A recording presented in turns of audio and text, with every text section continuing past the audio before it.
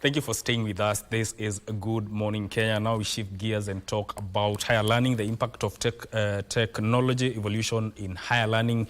And to help me in this conversation, I have two passionate gentlemen who are in higher learning or the academia. And to my immediate left is Professor Mugendi Mtwarida. I've gotten the name right. Thank you. Who is the Deputy Vice Chancellor and Administration, Finance and Planning at Machakos University. And also on my far left is Dr. Eric Omuya, who is the Chair, Department of Communication, Information and Technology at Machakos University. Karibuni sana. Thank you. How are Mike. you doing? So let's get into it, Prof, and I will start with you. Let's talk a little bit about the role of higher learning institutions in staying ahead or at par with the changing tech environment and ensuring this, whatever is taught drives innovation. Indeed. Yes. Thank you, Mike. And it's such a privilege to be here. Yeah. Technology has become a lot more important after the COVID-19 pandemic. Yes. Those disruptions accelerated some of the developments around technology that previously we had been exploring and experimenting with, especially like e-learning, which is basically using technology to advance the educational project itself. And the way in which now universities are trying to harness the power of technology. Now with the Internet of Things, my colleague here is an expert in artificial intelligence, which is now the way the 21st century is going to move going forward. So we have a directorate in our university called ODEL, which is Open, Distance and E-Learning. So that has now made it possible for students who are at very, very long distances to participate in classes. It also helped the lecturers to be able to move at the pace of the student. So using e-learning, a student then can learn at their own pace. So if you upload material, a student who may want to review a bit more than when they're in class is able to do that. Whereas previously, if you missed what the lecturer said, that was it. So by leveraging the advancements of technology, we're able to actually be more effective, more student-centered, and therefore more aligned with what is going on. If you also look at the government's, the current administration's better or bottom-up economic transformation agenda, there's a component on the digital economy and creative industries. And within the digital economy, there's this drive towards digitalization and digitization. So we are totally aligned as a university with what that agenda is proposing.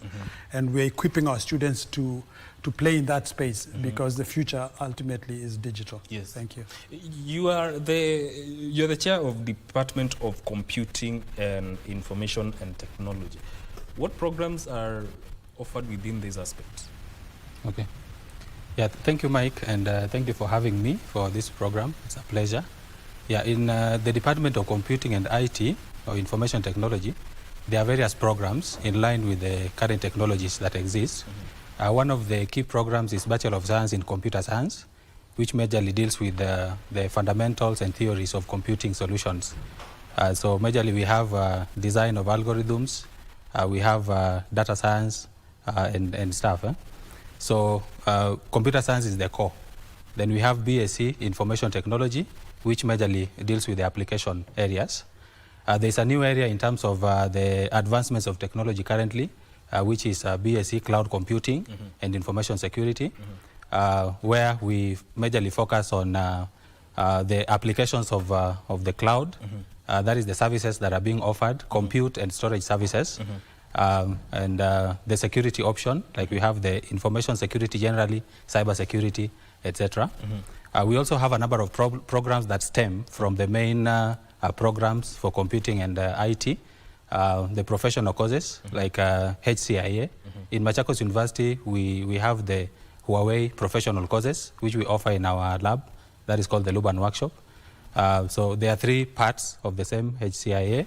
That is for associate part. Then we have professional part and expert part. Then in the directorate for TVET, we have diploma certificate courses. Then of course soon, in September, we are going to offer Master of Science in IT and Master of Science in Computer Science. Yeah. And all these areas have their specializations. Yes. Yeah, AI being one of them. Actually, I was coming to ask you about the AI. How is the reception in terms of AI in higher learning institutions? Are they embracing this as our, because we are moving into a future where AI will be an integral part of innovation. How is it being received? Thank you, Mike. There's mixed reaction in terms of the reception of AI, Yes. because there's a school of thought that AI is coming to actually disrupt Yes. the learning process. Yes. In fact, there are people that are arguing we have students who may misuse AI at a given point in time, both in terms of learning and when it comes to exams, etc. One of the main areas in AI right now is what we call generative AI, where we have generation of content. You can generate images, you can generate text from different options. And the main program, the main application in that area is the GBT. Yes. That is generative pre-trained transformers, the GBT. Yes. We have different series. Yes. The current series is 4.0. Then, of course, we have Google Bard that is also being used. It's now called Gemini for generation. Yes.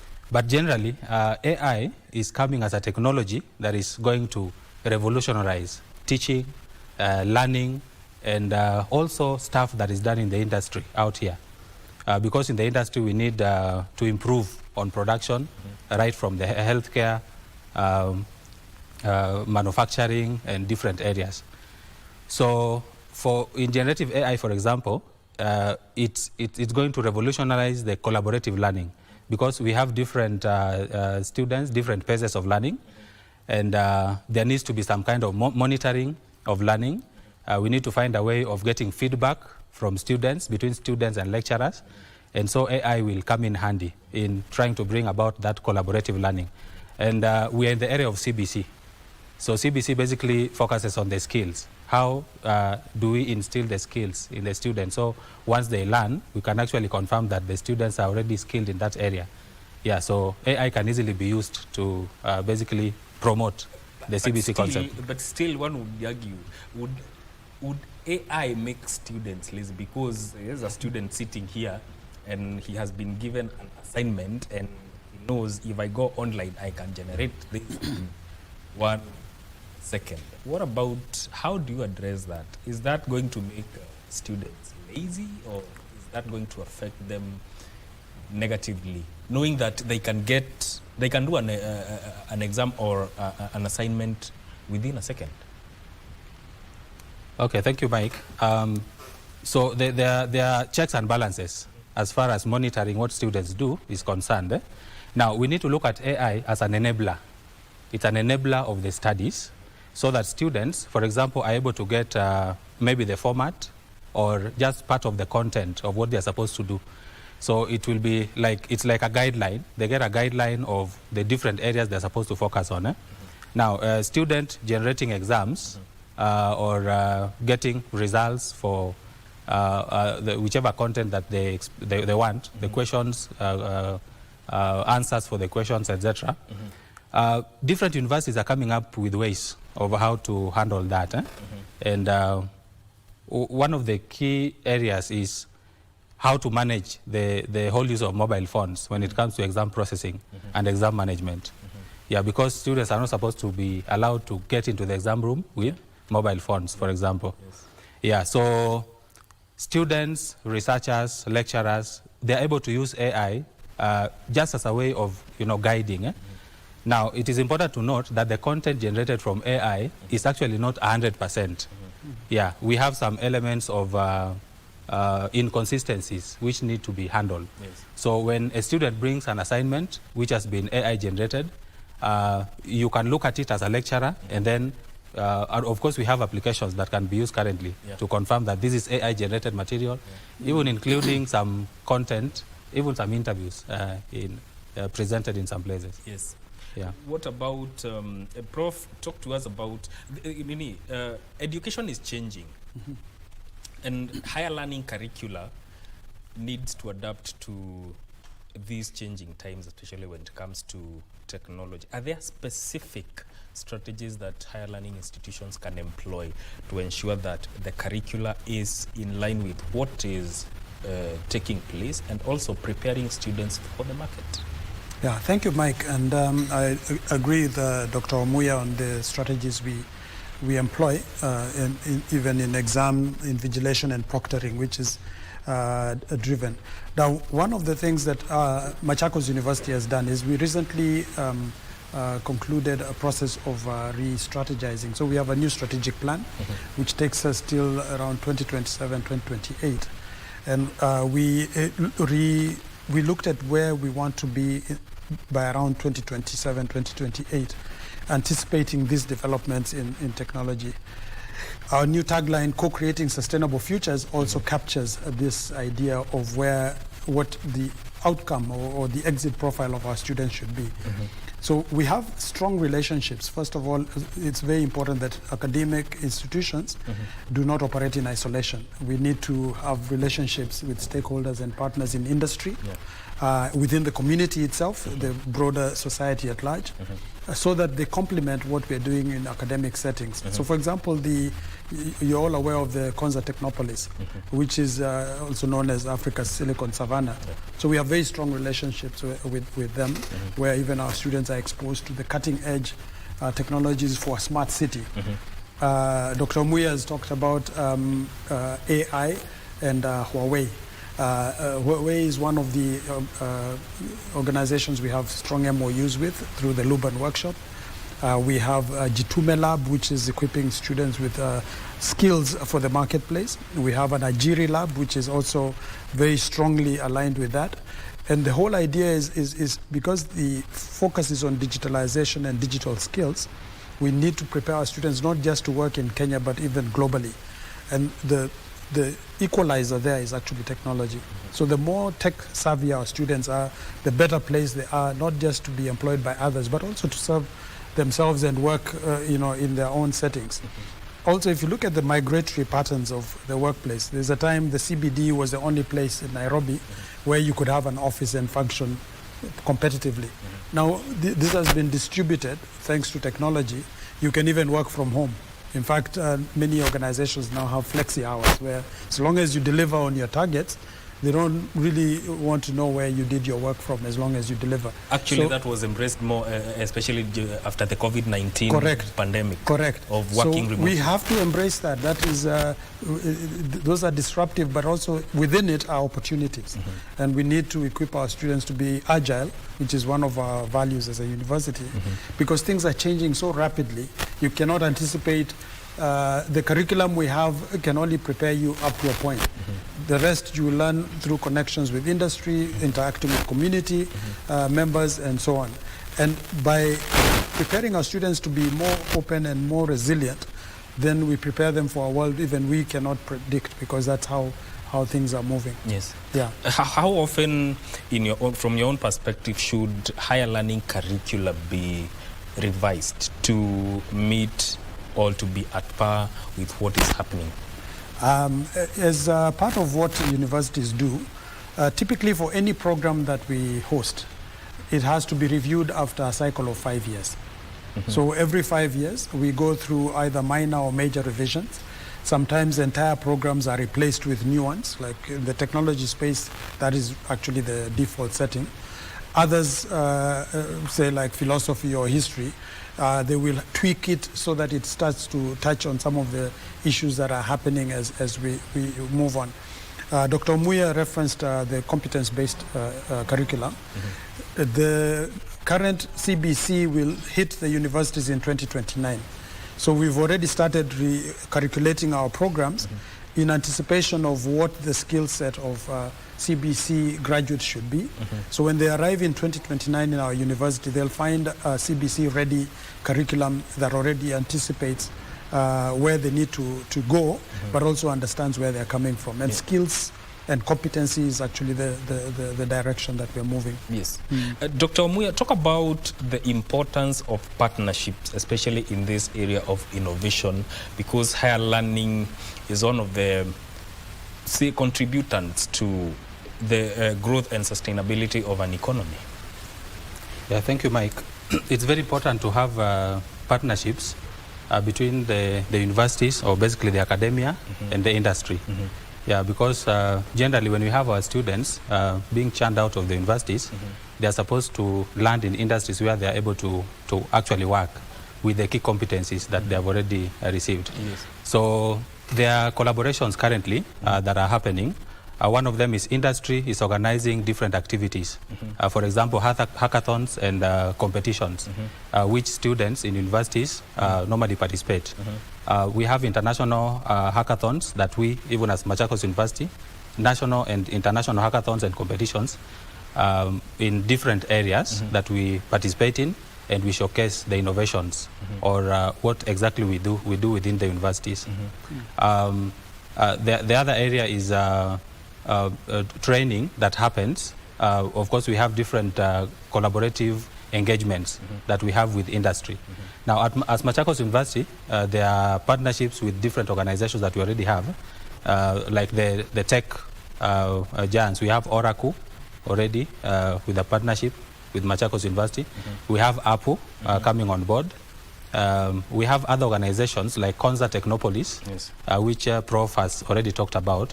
As Machakos University, we are already engaging Konza in different fronts. For example, our students are able to, in Machakos we have a Luban workshop. We have a data center there, a small data center. And within Konza Technopolis, we have now the bigger data center that hosts a number of government services currently. So our students are able to go to Konza, and then they have that experience of what actually happens out there. Tech companies that are involved in software development or software engineering, we have our students who normally do boot camping within these organizations. Yeah, so that when they're in school, at least they go out and then they see what happens, and they are properly aligned on the kind of skills that they are supposed to receive. How has that impacted the participants of those programs? Yeah, First, maybe just to mention some the Huawei, where the students have not only won in Africa but actually globally. Yes. Just continue that conversation. Yeah, so part of the competition that we have participated in is we have our students, right now as we speak, 4 of Machakos University students are actually in China. Wow. We have around 30 students from various universities, JKUAT, University of Nairobi, etc., put together. Huawei organizes local, regional, and global competitions in different areas. One is in artificial intelligence, data communications, networking, etc. So these different strands, the students are taken through different levels, and right now we have the global competition happening in China on the same. So I think that is another good area in the participation. These collaborations are very exciting for our students, because students also yearn to get that experience and to basically have an idea of what is expected out there. So they are excited about it. They basically take their time to do their best. They are very innovative. Students have very good ideas, very good projects that they can do. And of course, when you give them that support and the linkages with the industry, then they put in the best foot forward to ensure that at least they have something great to showcase. Prof, talk about the place of research, or the aspect of enhancing research in higher learning institution as a way to drive innovation amongst learners. Yeah. Thanks, Mike. Innovation is the way in which new knowledge and new practical knowledge is produced. So as an institution, one of our key values is around creativity. So innovation is how we evolve and how we respond to the realities around us, but also importantly anticipate future trends. So for example, within our strategic plan, we anticipate having a Sustainable Futures Institute, which will house a lot of this thinking that we are discussing. You've heard of the maxim, publish or perish. For academics, that sometimes can be quite daunting. Yes. But the whole idea is that if you're not creating new knowledge in higher education, then what you're doing is rehashing old knowledge. And the future is not going to be driven by knowledge that everyone already knows. This is where artificial intelligence has already aggregated all known knowledge. So what it is not able to do is predict what is going to come, and that's a uniquely human attribute. And we need to keep driving research and innovation, and also R&D, research and development, so that this becomes the new norm. As a practical example, Machakos University hosts the UNESCO Chair on Cloud Computing for Sustainable Development. This is a research, a transdisciplinary research chair, which harnesses the practical applications that cloud computing offers. We have 5 sub-themes. One is on agriculture and agriculture and food security. As you know, we're in a dry area, arid and semi-arid, so smart agriculture is one of the components. We have another area which is around education and training. We talked about open and distance education, so that falls in. We have health and well-being, where we aggregate health informatics with other actors in the space. We have an MOU with Machakos Level 5 Hospital for that reason, and we are actually about to launch a nursing program in our university. We have space science and surveillance, so we are able to monitor wildlife migratory patterns and even livestock to anticipate the impact it has on the environment, and also interventions which inform other actors. So, for example, Kenya Wildlife Services is a partner in that. We also have climate change and climate resilience. That's a subset. That one impacts just about every sector. We've seen the flooding in the country and what climate change does. And so being able to use big data analytics to map not just what's happening, but predictive kind of algorithms that help us prepare for to mitigate those kind of challenges. So ideally, in those environments, it's all driven by innovation, and it's also driven by research. And that confluence of innovation and research is where higher education institutions need to play and drive and lead. And Machakos University is taking that role rather seriously in partnership with our stakeholders and other actors, whether it's government at national or even our Machakos county government with very active partnerships in there.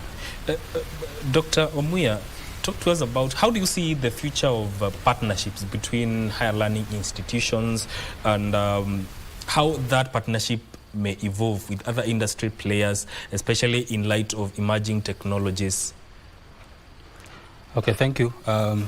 I can say the future of the partnership is bright because all of us in the academia and industry, we want the best for our students and the best for the country. Yeah, so we are very proud if we have our students coming out, and these students have the right skills, they have the right education that they need for them to basically do what they're supposed to do out there. So industries are willing, the academia are willing to come together so that at least we make the best out of our students. The partnership is very important because it will help our students to be properly, they are properly trained for whichever activities that they are supposed to undertake out there. Yes. There are different engagements that go on. For example, recently we had an engagement with